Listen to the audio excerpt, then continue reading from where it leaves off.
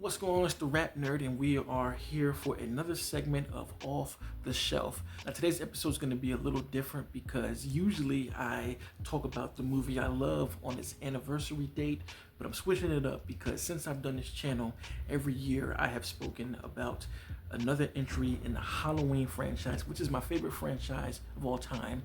And here today we have arrived at Halloween 5. Now, as I've done with all of these, I'm just gonna give my experience with the film and what I think about the movie, and then go into the physical media of the film. So let's go ahead and jump into it. Now, Halloween 5.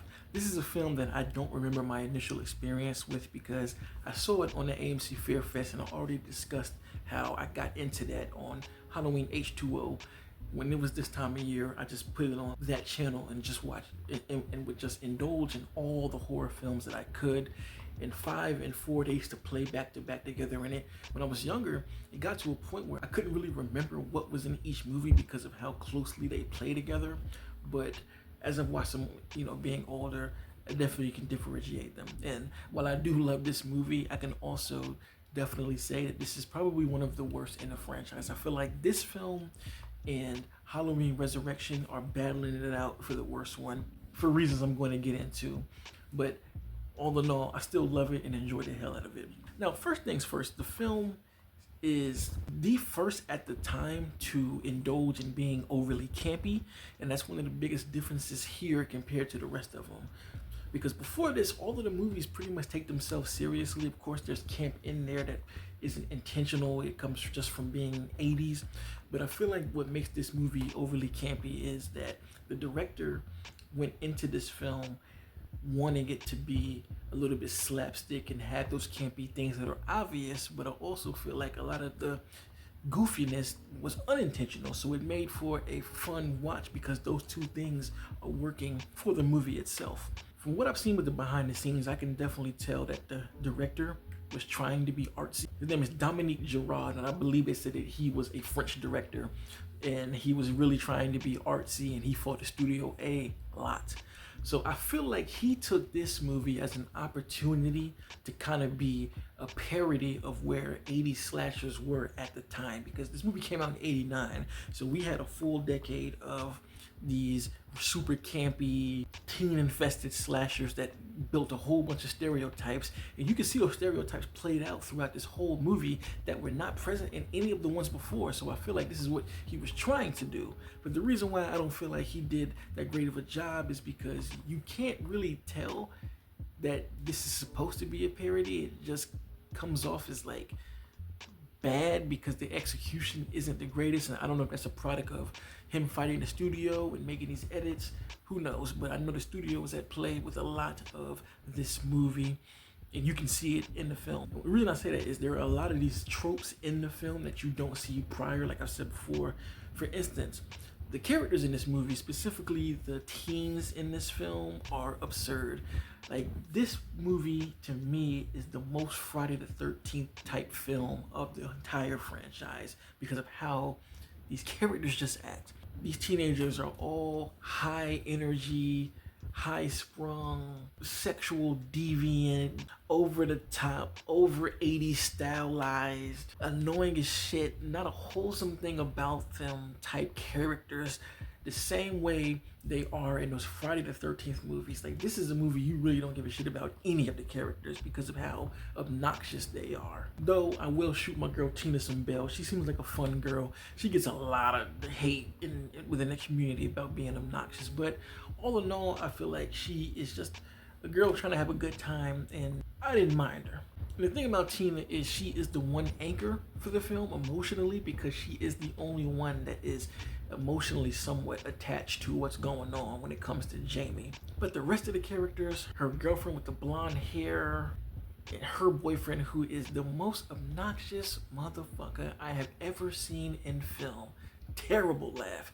His laugh is so just cringe that you just literally want to be like, dog, can you shut up, please? Can you just stop?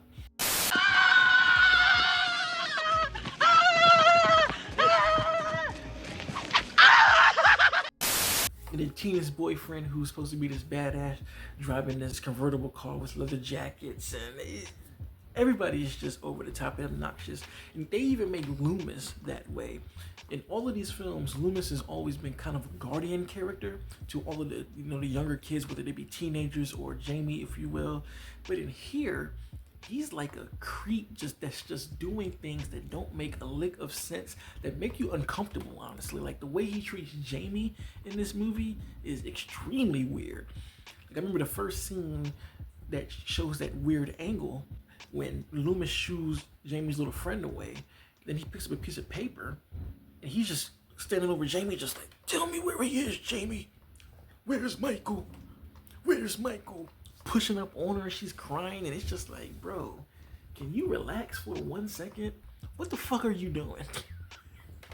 And to carry on the absurdity, and this is why I know it was done on purpose, is because when they introduce these cops at the beginning, they have these goofy ass horns in here that's just like, all clear. Nothing above, nothing below. showing how stupid cops are. And they even make reference to themselves being a bunch of nut job cops that aren't good at anything. And I'm just like, this is very intentional. But again, you can't really tell it's intentional because it's not executed the greatest. It doesn't really make sense. There's just a lot of confliction here between all of that's going on. And to make matters worse, they kill the wholesome part of this film from the last one off, and that's Rachel. She definitely did not deserve to go out like this, and that is probably the thing that I don't like about the movie the most, is that they killed a character like Rachel, because I feel like she had the potential to keep carrying these movies on, and I just liked her as a character. I feel like she has this wholesome innocence about her that was similar to Laurie Strode, and I feel like there's a lot to build on with her, but nope, let's just throw her out and kill her. And boy, oh boy, were people not happy about that. And it's one of the reasons why Tina gets so much hate, because it's kind of like the bait and switch between the two. You know, Tina being Rachel's good friend and also knowing Jamie and having a connection there. It's like you just drop her to elevate one, and a lot of people did not like that. And the last absurdity in this film is Michael Myers himself. But the part that is the most absurd is when Jamie, runs into him in the attic and he takes his mask off, and you see the spotlight on his eye, and you see a tear rolling. Like, I'm pretty sure that this was supposed to be a dramatic, emotional moment, but it ended up just looking like a George Michael's video. I'm just like, what? Like Loomis has always said, he has the blackest eyes, and here you are showing him with these super duper human eyes to do away with the fact that he is a monster. And again, I think that was the director trying to be artsy, but it just does not come off that way. It just comes off as goofy and just like, what the fuck? And this just made me circle back to a moment with Loomis that again is just like, what is wrong with you? While they're in the house, he pretty much holds Jamie hostage with a gun to her, talking about, Michael, come get her. And it's just like, Loomis has never shown this level of lunacy throughout this entire series of film, and this is where he is now. Absurd. Now I'm just in my absurd bag, so let's just go ahead and get into all of these different things. This is the first movie to really carve out a specific scene to show teenagers having sex, which goes into the Friday the 13th-esque things about this film. Like, it's this slow burn of a sex scene. He's on top of her, they're kissing and getting hot and bothered, and then she stops him abruptly. He's like, do you have protection? And he slowly pulls his condom out, and he just holds it there for a few seconds to let the crowd know that this is a condom, puts it on, and then it's just stroking. I'm just like, why are we watching this? Like, what are we doing? It's almost like this was like a condom ad just to have some type of responsibility in a horror movie. I'm just like, why? And I love how they tried to remix the score of raising the tone of the keys, and there's this moment when Jamie is supposedly being chased by Michael, in a halfway house, and the piano is just playing these different tunes that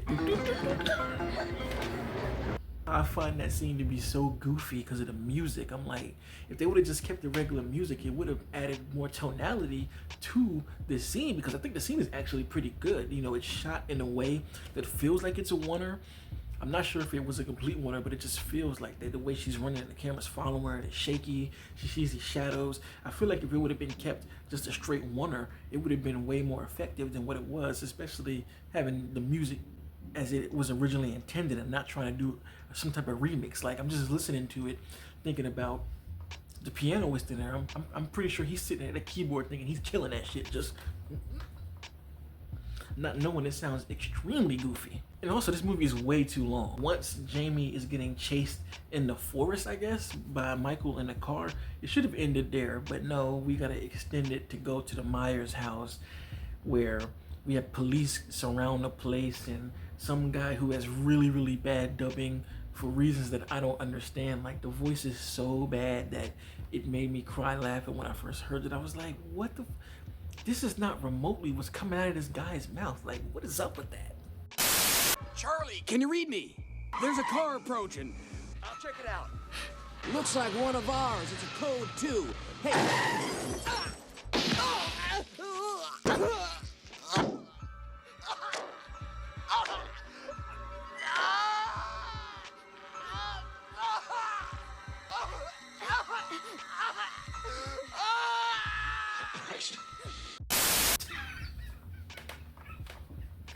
So I'm dogging the shit out of this film because I know it's bad, but I still love it, man. Like, I love how absurd it is. Again, this is the one that I watch when I want to turn my brain off. There's not really much heavy lifting in the story. Not to mention, I just thought about one more thing. The guy in the black boots, like, it's even more crazy to me that this is part of the film, because when I watched the behind the scenes, when they put him there, showing the tattoo, showing the boots, showing him walk around, and even the ending when he breaks Michael out, while they were doing this, they had no idea what this was for. And I'm just like, how do you make a film with components you have no clue about? You don't know what you're doing. You just thought this might have been cool and you just did it. Like, if they never would have made Halloween 6 and they just would have skipped right on the H2O and rebooted, that would have been a whole plot line that's just like, what the fuck was this about? But again, it's good old 80s dumb fun. And I feel like part of the fun in a lot of 80s horror is just how over the top and campy everything is. I mean, ending a horror movie with a massive shootout at a jail is something that you would just never expect to happen, but it's also part of what you do expect from an 80s horror film. And I loved it because of that. So as far as the physical media for this film, it's literally the same exact story for H2O. The version that I own is the one from that box set, and it's Halloween 5 with a hard case slip. When I originally had this movie,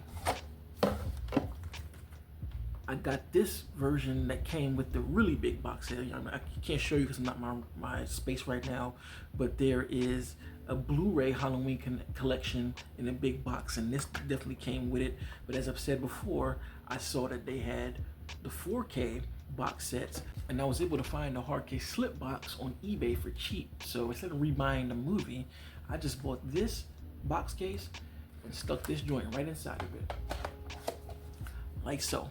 I love this art. I've always explained how much I love it in H2O, but I'm a really big fan of hand art. And I've said that in all my physical media blogs too. I just love how this looks like a scene drawn instead of just being a poster shot. I love him holding the scythe because I really feel like that's an iconic moment of the movie. And if you don't know anything about the movie, remember it. We all remember this because we've never seen him wield a scythe, and it made for some epic kills. I love the car here because it's obviously the one that he drove around. I love the inclusion of the autumn colors and leaves in this because that's, it's a huge representation of what October is, what autumn is, and Halloween. It's my favorite time of year, so I can just look at this cover and instantly get into fall mode, even when it's not fall. I can look at this and just go, I can't wait for this time of year.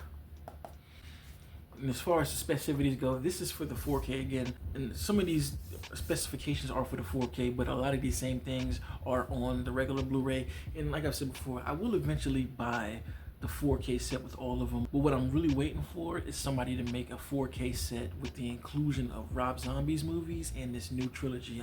If I can get all of those in some type of box set on 4K, that's what I want. So until then, I'm cool with this. I'm pretty sure they're gonna make that sometime because Halloween is one of, if not the biggest horror franchise when it comes to physical media and just what people care about. So Halloween 5, this is my favorite version thus far, and this is the one that I kept in my collection.